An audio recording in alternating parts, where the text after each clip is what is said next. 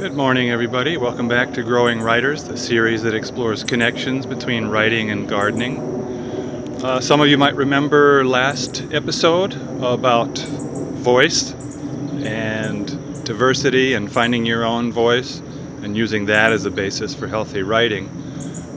Today's episode follows up on that by looking at the opposite end of the spectrum, namely stealing or plagiarism.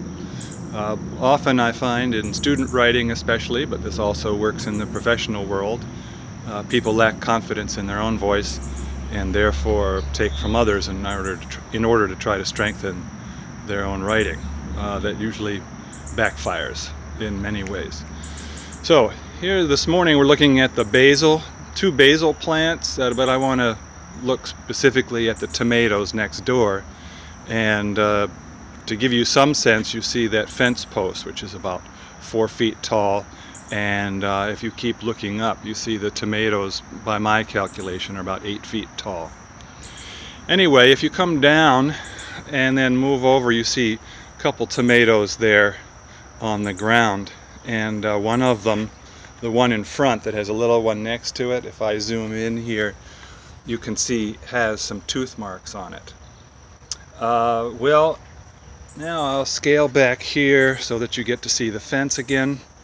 We have squirrels that are running along the fence and then climbing into the tomatoes, and those teeth marks you saw are squirrel teeth marks.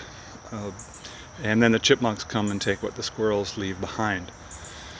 So there we have it. The squirrels are stealing fruit that somebody else has planted, namely us. Okay?